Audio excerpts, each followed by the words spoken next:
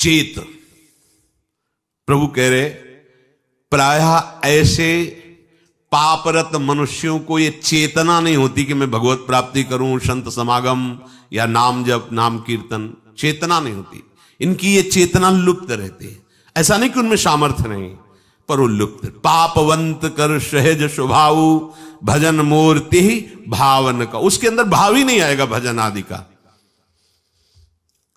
तो चेत ऐसे जो पापात्मा जन होते हैं, पहली बात उनके अंदर सत्संग में जाना या भजन आदि इसकी रुचि ही नहीं हो। अगर कहीं भगवत कृपा से या किसी, अब जैसे उनके अंदर ये रत्या है, उनकी पत्नी भगवत चरणारविंद की, महाप्रभु की शरणागत है, आश्रित है, तो कैसा कृपा बन रहा है।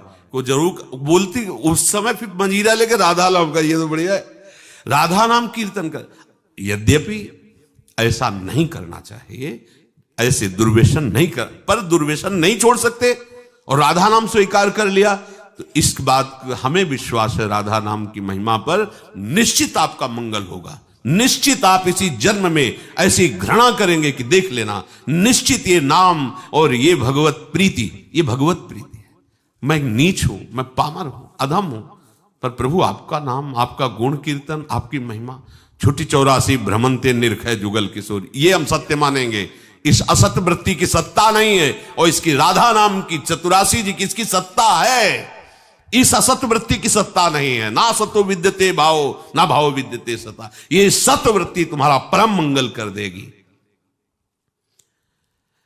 यदि किसी महापुरुष का संग हो जाए, ऐसी कोई घटना घट जाए, ऐसी परिस्थिति बिगड़ जाए, ऐसा वातावरण हो जाए कि उसे उससे ऊब करके किसी संत का आश्रय ले ले, महापुरुष का, तो कोई कितना भी बड़ा पापी हो, उनके प्रभाव से ऐसा दृढ़ निश्चय कर ही लेगा कि अब मुझे इस जन्म में भगवत प्राप्ति करनी है। वो संपूर्ण पापों से भली भांति तर जाएगा। सर्वम ज्ञान प्लवेनैव व्रजिनम संतरिष्यति। प्रकृति के कार्य, शरीर और संसार के संबंध से ही पाप होते हैं। जितने पाप होते हैं वो देहाभिमान जब होता है, और देहाभिमान में इंद्रियजन्य सुखों की भोग लालसा ही पाप कराती है। और जब संत संग होता है तो संत संग का प्रभाव होता है सर्व संबंध विच्छेद। ध्यान दीजिए, आप सरिस चाहे सबकी ना, संतों का स्वभाव और प्रभाव आप सरिस जैसे वो हैं वैसे बनाना चाहते हैं, या आप सरिस चाहे आपको भगवत स्वरूप बनाना चाहते हैं। संतों के संग का प्रभाव सर्व संग पहो हिमाम, सर्व संबंध विच्छेद, शरीर से, अंतःकरण से, इंद्रियों से, शरीर संबंधियों से, भोगों से। अगर ये नहीं तो संत संग नहीं हो रहा है। संबंध विच्छेद, संबंध पुष्टता, ये अविद्या का संग है। संबंध विच्छेद, यही ज्ञान है, यही अज्ञान के नाश का स्वरूप है। ये अहमता ममता एकमात्र प्रियालाल के चरणों में समर्पित, कोई संबंध नहीं। ध्यान देते हो इस बात पर? ओ नहीं, ये वो प्रपंच लादे घूम रहे हो, जैसे हरिवंश प्रपंच बंच सब, ये काल ब्याल को खायो, ये जिए जान श्याम श्यामापद कमल संग शिरनायो। सर्वम ज्ञान प्लवेनैव व्रजिनम संतरिष्यति। जहां वो संत महापुरुष के संग के प्रभाव से सर्व संबंध विच्छेद हुआ,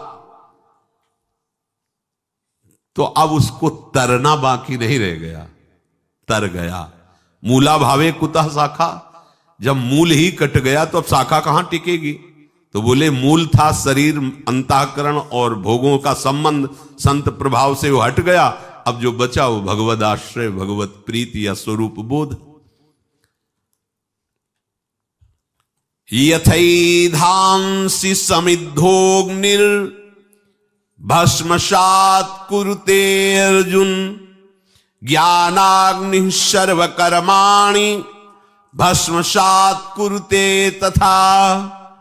हे अर्जुन, जैसे प्रज्वलित अग्नि ईंधनों को सर्वथा भस्म कर देती है, ऐसे ही जब संत संग से ज्ञान प्रकट होता है तो संपूर्ण कर्मों को सर्वथा के लिए भस्म कर देती है। ये बात भगवान के वचन। यथई धाम से समिद्धोग्निर्भस्म सात कुरुते अर्जुन।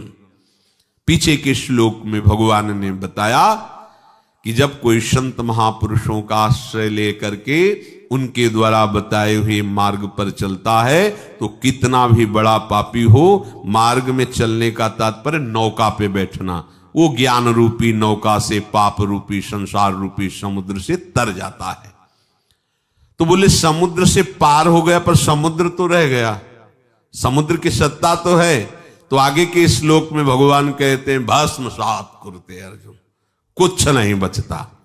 उदाहरण में कह रहे कि जैसे प्रज्वलित अग्नि के साथ संयोग करा दीजिए, कुछ भी वो सबको अपना स्वरूप प्रदान कर देगी।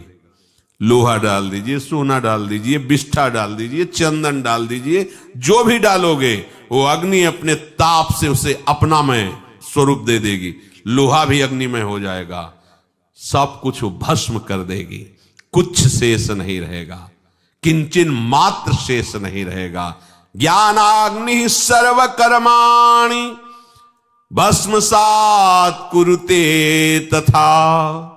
जैसे अग्नि सब कुछ भस्म कर देती है, ऐसे ही संत संग के प्रभाव से प्रकट हुए ज्ञान रूपी अग्नि से संचित प्रारब्ध क्रियमाण सब भस्म हो जाते हैं।